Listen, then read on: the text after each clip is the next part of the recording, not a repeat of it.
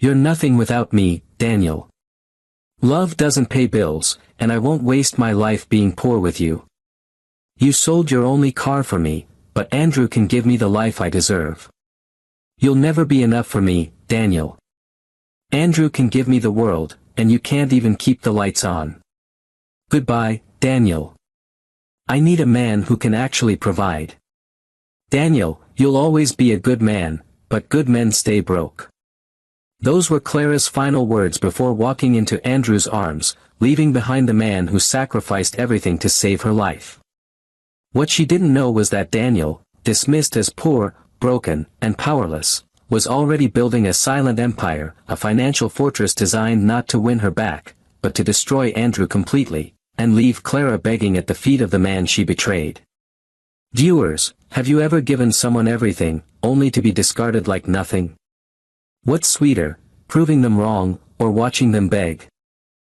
He sold his only car, the last thing he had left, to pay for her life-saving surgery. She held his hand in that hospital bed and whispered, "You're the only one I can count on."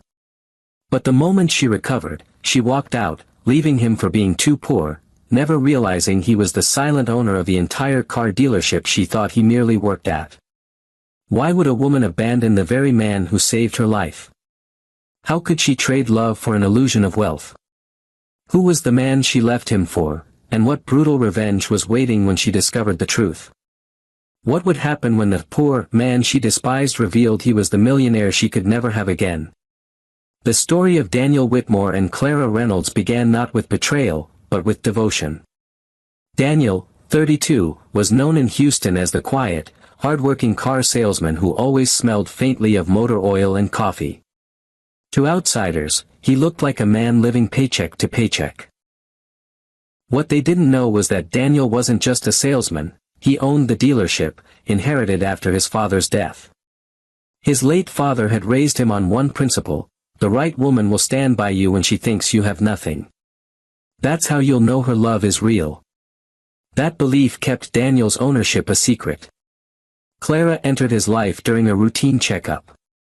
She was a nurse with a radiant smile that could calm even the most restless patient. Born into a middle-class family, Clara had ambition in her bones. She loved Daniel's kindness, but sometimes she whispered to her best friend Megan that she wished he had more drive. Megan often teased her, "Girl, love doesn't pay bills." Clara would laugh, but in her silence lay unease. Then came the night that sealed Daniel's fate. Clara collapsed at work, her body betraying her. The doctors spoke of urgent surgery, the kind that insurance barely covered. $35,000 stood between Clara and her life. Without hesitation, Daniel walked into his garage, pressed his forehead against the hood of his car, the last asset he owned in plain sight, and whispered, "Dad, I hope this proves I've learned what love is worth." Hours later, the car was gone, replaced with a cashier's check that saved Clara's life. When she woke, her fingers brushed his, and she whispered, "You're the only one I can count on." For a heartbeat, Daniel believed those words. Yet when Clara's eyes darted to the empty space where his car once was, her lips trembled. "You sold it?" Daniel nodded. "It was the fastest way." Clara turned her head to the window. "That was your only car, Daniel." Her tone wasn't gratitude, it was disappointment. Daniel swallowed the ache rising in his throat, but the fissure had formed. That night, as she rested, Megan's words echoed in Clara's ear, "Don't you want a man who can give you more than just one car?" She didn't answer, but her silence was already a betrayal waiting to bloom. And Daniel, hearing her whisper once to herself, "I can't live like this forever," froze at the doorway. He didn't confront her. He simply stood there, silent, gripping the frame until his knuckles turned white. That silence wasn't weakness. It was the start of something darker, something Clara would regret. Daniel returned home late that evening, his shirt damp from the Houston rain, the faint smell of gasoline and dust clinging to him. The bus ride had taken longer than expected, and he hated the way Clara's eyes flickered with quiet judgment each time he walked in without his car. She was curled up on the couch, scrolling through her phone, her polished nails glinting under the lamp. "You're late again," she said flatly. "The buses don't run on my schedule," he answered with a tired smile. He reached for her hand, but she slipped it away casually. That small gesture stabbed deeper than any words. Daniel had once thought her warmth could melt stone, but lately, all he felt was ice. In the early days, Clara had adored his simplicity. She told friends, "He's dependable. He's real." Daniel remembered their first picnic in the park, how she laughed when he pulled out sandwiches wrapped in wax paper instead of restaurant takeout. "You're not trying to impress me, you're just you," she had said, resting her head on his chest. But those words belonged to another time. Now, Clara's eyes darted toward her friend Megan's Instagram posts, lavish dinners, men in sharp suits, diamond watches catching the light. And every time she compared, Daniel fell shorter in her heart. "Daniel," Clara said carefully, as though testing him. "Do you ever think about, more? About a bigger future?" He studied her face. "I think about us. That's more than enough for me." She sighed, leaning back. "Love doesn't pay bills." The words pierced him, echoing the exact line Megan had once whispered into Clara's ear. Daniel looked at her but didn't answer. Silence was his weapon, for now. The next night, as Clara slept, Daniel sat at the kitchen table, flipping through old photos of his father. The dealership loomed in the background of every memory, rows of gleaming cars, his father's proud arms slung around his shoulder. "Never flaunt wealth," his father used to say. "It blinds people. Hide it, and you'll see who they truly are."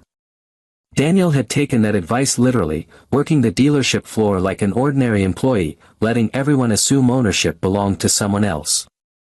It was his shield, his test, his secret. But now that secret was costing him Clara. His phone buzzed, lighting up with a message he wasn't supposed to see. Clara had forgotten to mute notifications. The text was from Megan. "He'll never be enough, Clara. You need a man who can take you places." Clara's reply followed seconds later, "I know. Sometimes I wonder if I made the wrong choice." Daniel's hands tightened around the phone until his knuckles whitened. He didn't wake her. He didn't shout. Instead, he placed the phone back gently on the nightstand and lay awake in silence, staring at the ceiling. But as dawn broke, one thought hardened inside him: if she thinks I'm poor, let her believe it, until it destroys her. The evening began with champagne and laughter, but by midnight Clara's mascara was streaked from tears. Andrew's voice had cut through the penthouse like a whip. "Do you know how much you embarrassed me tonight?" His glass shattered against the wall, the sound making her flinch. Clara tried to defend herself. "Andrew, it was just a question. I asked about your deal." "You don't question me in front of my partners," he roared, his hands slamming the marble counter. "Do you understand what reputation means in my world?" Her heart pounded.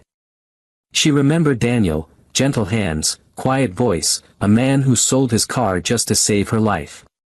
Yet here she was, diamonds around her neck but fear in her chest. She whispered, "I just wanted to understand you better." Andrew's eyes narrowed. "Your job isn't to understand me. Your job is to look good on my arm." The words sank into her bones. She stared at her reflection in the window, beautiful, dressed in silk, but hollow. A prize, not a partner. For the first time, regret gnawed at her, sharp, relentless. Meanwhile, Daniel moved like a shadow in the city. His first strike wasn't dramatic, but it was surgical. The luxury condo deal Andrew had bragged about for weeks suddenly collapsed. The bank withdrew funding after discovering inconsistencies in paperwork. But those inconsistencies hadn't appeared by accident. Daniel had contacts, quiet leverage inherited from his father's old business alliances. A whisper here, a missing document there, and Andrew's empire cracked. The next morning, Andrew stormed into his office, his fury boiling. Clara followed behind, silent, her eyes darting nervously at the rage in his every step. "Someone's sabotaging me," Andrew muttered, slamming his fist on the desk. "Deals don't just fall apart like this." Clara's phone buzzed. It was a text from Daniel. She hadn't heard from him in weeks. Just 6 words, "Enjoy your future, Clara." Tick. Tock. Her breath caught. She quickly shoved the phone back in her purse, terrified Andrew might see. That night, Andrew's temper grew darker. He poured himself another drink, muttering curses. "If I find out who's doing this," his eyes flashed toward Clara. "You didn't talk to him, did you?" Her voice shook. "No, I haven't." "Good. Because if you did," he didn't finish the sentence. "He didn't need to." The threat hung in the air like smoke. Clara lay awake in bed, trembling. She thought about Daniel's text, the way it felt less like a threat and more like a clock winding down. Tick. Tock. The sound echoed in her ears, louder than Andrew's snores beside her. Across town, Daniel sat in his office, the city lights painting shadows across his face. His silence was gone now, replaced with a cold, calculated patience. His first move had landed. And it was only the beginning. The next few weeks were a slow suffocation for Andrew. Meetings that once ended with firm handshakes and promises of millions now ended with excuses, cancelled calls, and veiled warnings. A business partner from Dubai stopped returning messages. A European investor pulled out of a luxury hotel project without explanation. Andrew's pride made him rage, but his paranoia made him dangerous. At breakfast, Clara noticed how his hands shook slightly when he poured his coffee. He caught her looking and snapped, "What?" "Nothing," she said quickly, lowering her eyes. She thought back to Daniel, how steady his hands had been even when he was nervous, how calm he was when she was sick. She remembered one afternoon, months ago, when Daniel had quietly slipped into her hospital room after work. His shirt was wrinkled, his eyes tired, but he had sat by her bed for hours, telling her stories to distract her from the pain. He didn't have money then, but he had devotion. And devotion, she was beginning to realize, was something Andrew could never buy. Across town, Daniel sat with a banker in a quiet office overlooking the skyline. "You're sure you want to go this route?" the banker asked, leaning in. Daniel's expression didn't flinch. "Pull the credit line. Freeze his liquidity. Don't let a single dollar move without scrutiny." The banker hesitated, then nodded. Daniel slipped him a folder, documentation, signatures, quiet leverage. These weren't the tools of a poor man. These were the weapons of someone who had built an empire beneath a mask of humility. By afternoon, Andrew's accounts were locked tighter than prison doors. His employees whispered in hallways, noticing late paychecks, nervous investors, and rumors of insolvency. That night, Clara returned from shopping to find Andrew hunched over his desk, phone pressed to his ear, voice low and tense. "Listen to me, I don't care what paperwork you think you have. Release my funds or I'll—" He froze when he noticed her in the doorway. He ended the call abruptly. "What are you staring at?" She set her shopping bags down. "Andrew, is everything all right?" He forced a smile that didn't reach his eyes. "Of course. Just business politics." But she wasn't convinced. Something in his tone rattled her. She sat on the edge of the couch, fingers fidgeting. "You know, sometimes I wonder what would have happened if I'd stayed with Daniel." The words were out before she could stop them. Andrew's glass paused halfway to his lips. "Don't mention him again," he said coldly. Her breath caught. But a spark of rebellion flickered inside her. For weeks she'd felt the walls closing in, Andrew's rage tightening around her like chains. Now she began to wonder if the collapse of his empire wasn't coincidence. She remembered Daniel's text, tick. Tock. Her pulse quickened. Could it be him? Andrew muttered something under his breath and stormed into his office, slamming the door behind him. Clara sat in silence, staring at the flickering city lights outside the window. The thought terrified her, but it also made her heart race with a strange, guilty hope. Daniel might not be gone. Daniel might be pulling the strings. And if he was, she realized with a shiver.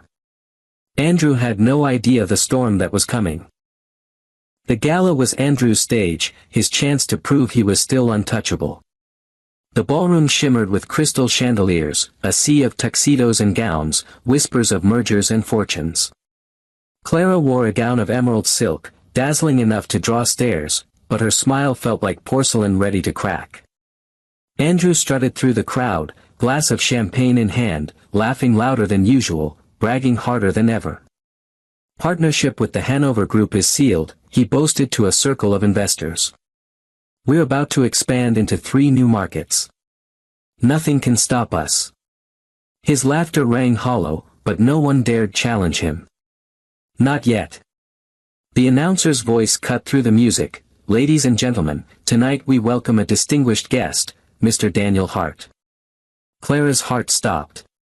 She turned slowly toward the entrance, and there he was, tall, composed, a black tailored suit that fit like armor. His expression was unreadable, but his presence commanded the room in a way Andrew never could. Investors who had been avoiding Andrew lit up at Daniel's arrival, rushing to shake his hand. Andrew's smirk faltered. What the hell is he doing here? He muttered under his breath. Clara couldn't speak. Daniel's voice carried across the ballroom, calm and deliberate. I apologize for my late arrival. Business has been demanding. His gaze flicked briefly toward Clara, just enough for her knees to weaken, then back to the crowd. But it's good to see so many familiar faces. Hanover, Blackwood, Crestfield, always a pleasure. Gasps rippled through the crowd. Those were the very investors Andrew had claimed as his own. A man from Hanover shook Daniel's hand warmly. We were just discussing your dealership expansion in Europe. Brilliant move. Clara's jaw dropped. Dealership expansion. Daniel's. She felt dizzy. Her mind spun back to moments she had dismissed as coincidences. The way Daniel always knew which investor dinners Andrew was attending, the quiet confidence behind his supposed, humble, job, the text that had felt more like a countdown. Tick. Tock. Andrew forced a laugh. Daniel here used to wash cars at one of my lots. Funny to see you playing dress-up now. The crowd went silent. Daniel's eyes met Andrew's, unflinching. Correction. I own the lots. All of them. And the buildings you lease your offices from. His tone was steady, devastating in its restraint. You've been paying me rent for years, Andrew. You just didn't know it. The silence was a blade. Clara's breath caught. The investors exchanged glances, some amused, some pitying, most curious. Andrew's face turned crimson. You're lying. Daniel only smiled. Check your contracts. My name's on every page. Or rather. Hart Enterprises. Clara's purse buzzed. She glanced down and saw an email notification. She hesitated, then opened it. Her blood ran cold. It was a news alert.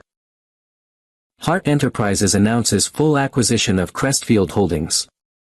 The company Andrew had staked his future on. The room erupted into whispers. Andrew swayed, glass slipping from his hand and shattering on the marble floor. Clara clutched her purse tighter, her mind racing. Daniel wasn't bluffing. He had revealed just enough to humiliate Andrew in front of the world, but not everything. Clara's pulse thundered. If Daniel owned this much, what else was he hiding? And why did she feel both fear and a dangerous, forbidden thrill knowing it? The fallout from the gala spread through the city like wildfire. Within 48 hours, Andrew's name became a whisper of pity in boardrooms and a punchline at cocktail bars. Deals vanished, calls went unanswered, and creditors circled like vultures. The empire he had bragged about was dissolving before his eyes. He sat in his office late at night, tie loosened, staring at a mountain of unpaid invoices. His reflection in the glass window looked nothing like the man he pretended to be, red-eyed, desperate, stripped of the arrogance that once filled every room he entered. Clara lingered in the doorway, hesitant. "Andrew," she whispered, "maybe you should step back. Take some time to think." His head snapped toward her. "Think? Think while heart tears everything I built apart." His voice cracked with rage, but beneath it was fear. "You think this is coincidence? He's doing this to me. He's destroying me piece by piece." Her lips trembled. The text, the gala, the headlines, she couldn't deny it anymore. Daniel wasn't just striking at Andrew's finances, he was dismantling his soul. And yet, when she thought of Daniel, her chest ached with guilt.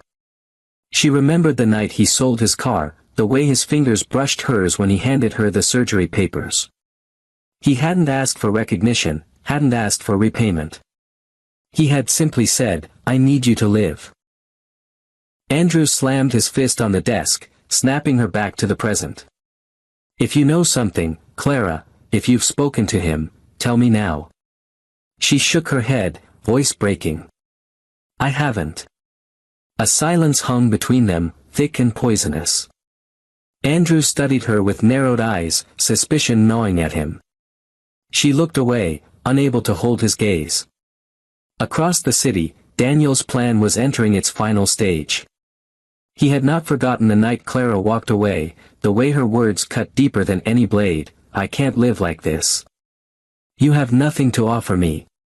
That memory replayed as he signed the last set of papers, papers that transferred Andrew's mansion, cars, and company shares into Hart Enterprises' control.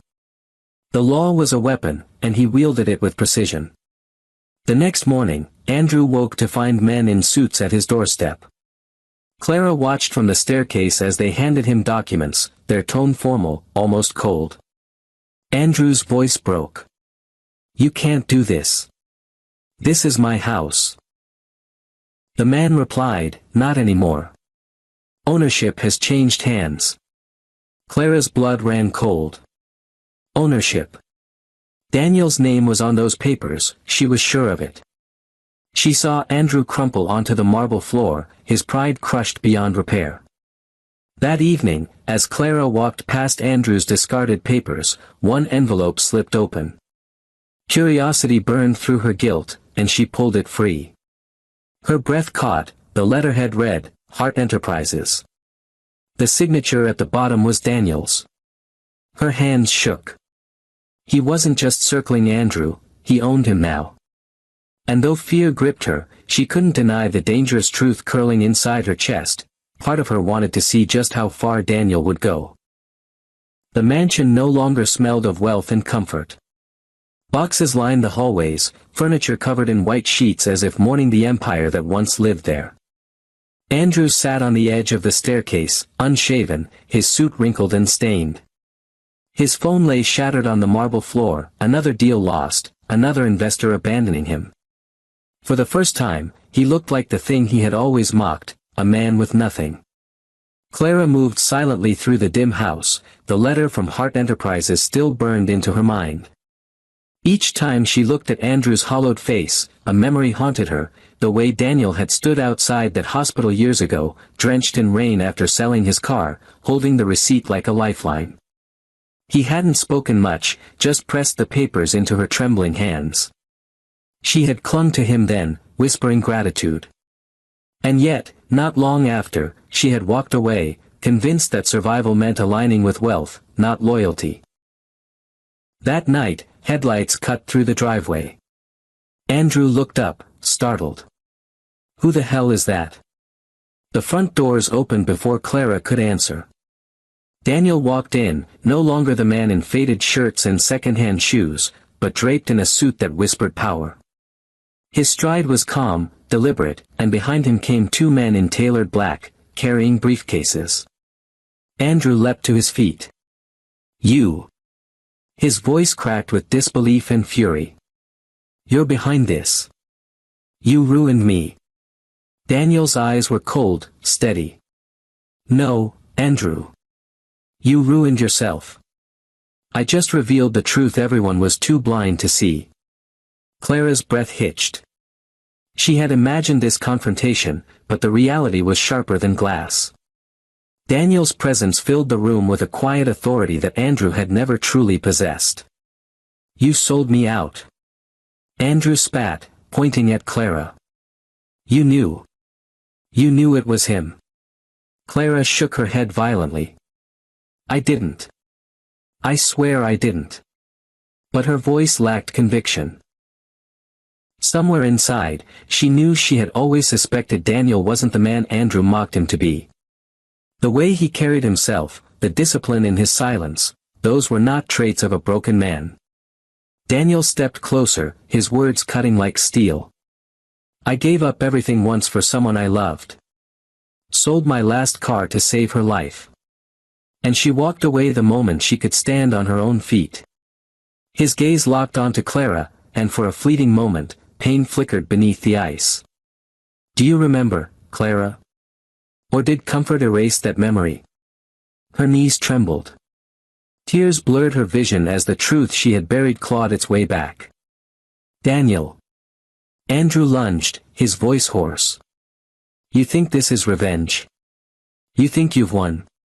You're nothing but a bitter man clinging to the past. Daniel didn't flinch.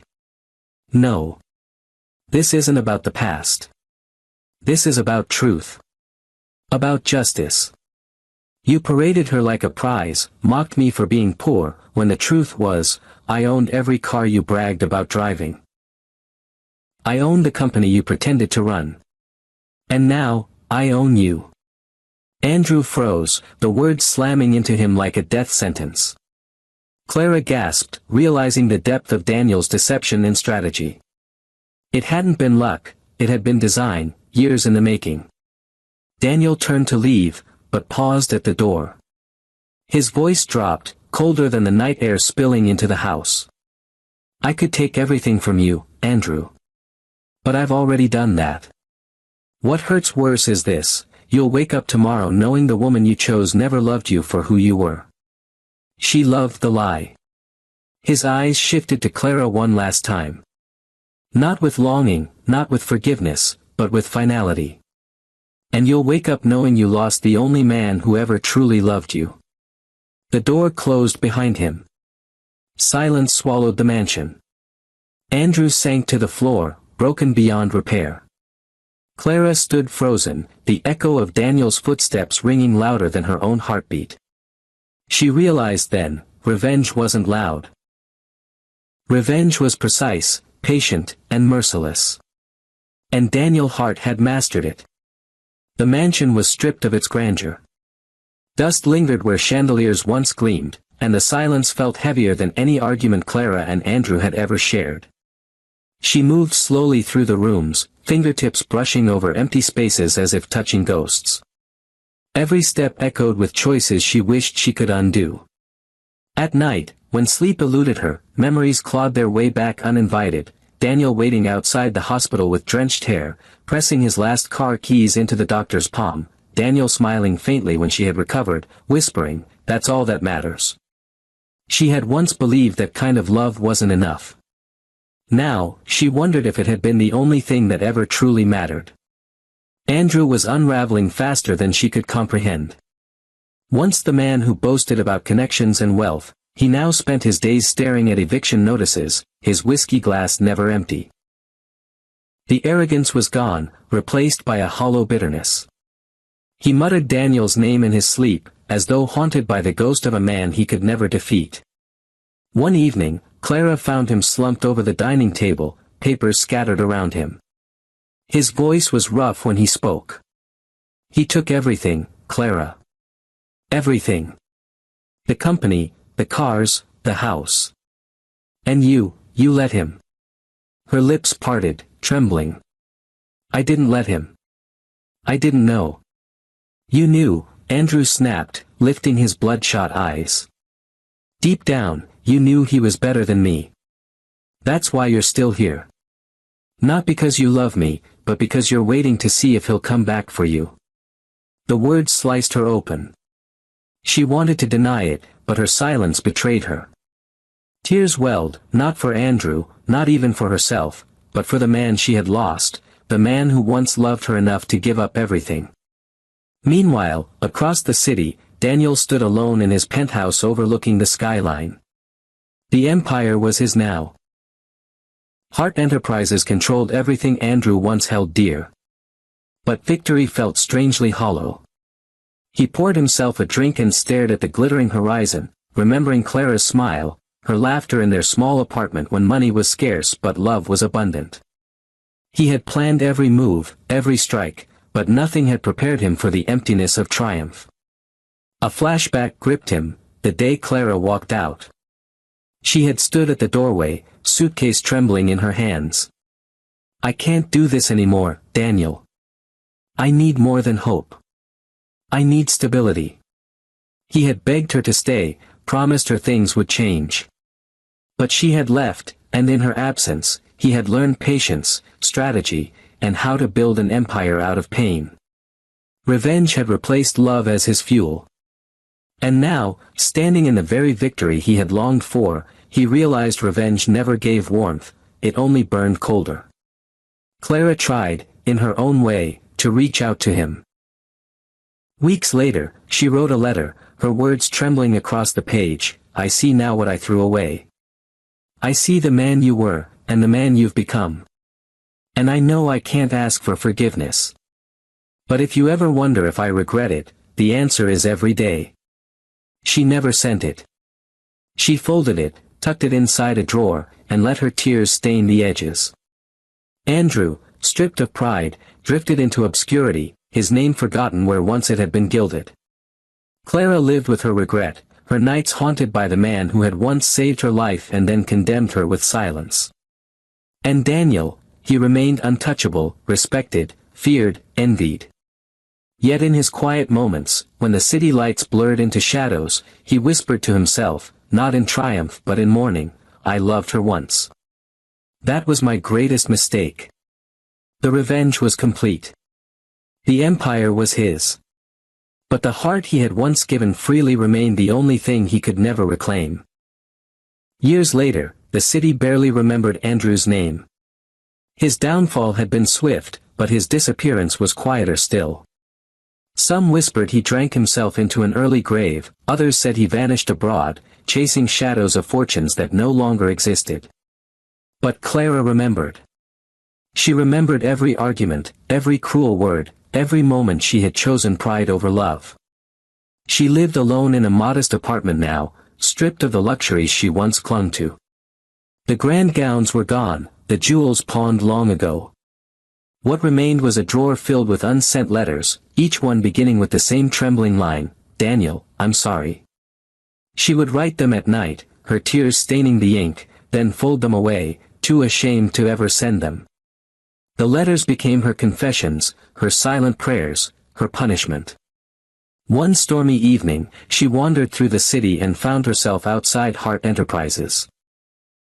The towering glass building pierced the night sky, its lights gleaming like cold stars. Daniel's empire. She stood across the street, watching as sleek cars pulled in, executives hurried out, and Daniel's shadow occasionally flickered past a window high above. He never saw her. He never looked down. Inside, Daniel sat in his office, staring at a single framed photograph on his desk, Clara, smiling in the sunlight of their old apartment, back when happiness had been simple. He never showed the photo to anyone, never spoke of her, but he kept it there, hidden beneath stacks of files, like a wound that refused to heal. His assistants whispered about him in hushed tones. He was brilliant, ruthless, unstoppable. Yet when they saw him alone, there was a weight in his eyes, a hollow victory in his silence. Daniel had won everything. And yet, in the quiet, he had nothing. The rain lashed harder that night, and Clara finally whispered aloud through the glass, "I loved you once." The words vanished in the storm, unheard, but in some cruel twist of fate, Daniel stirred in his office chair at the same moment, his hand brushing the photograph as though he had heard her ghost. Years earlier, when he had sold his last car for her surgery, he had believed love could conquer all. But time had carved new truths into him. Love, he learned, could be betrayed. Love could be abandoned. And once shattered, it could never be pieced back together without leaving cracks that bled forever. Clara turned away from the building, her reflection dissolving in the wet glass, leaving only Daniel's tower standing tall behind her. She knew she would never enter those doors, never face him again. Her punishment was eternal, to live in the shadow of the man she had lost, knowing she had been the architect of her own ruin. Daniel, alone at his desk, lifted the photograph one last time and slipped it into a locked drawer. His whisper was steady, but it carried the weight of years. That was the last time I loved. Then he turned back to his empire, the rain hammering against the windows like applause for a victory that felt more like a funeral. The city lights blurred, the storm raged on, and somewhere between regret and revenge, their story ended, not with reunion, not with forgiveness, but with silence. A silence that echoed louder than any words ever could.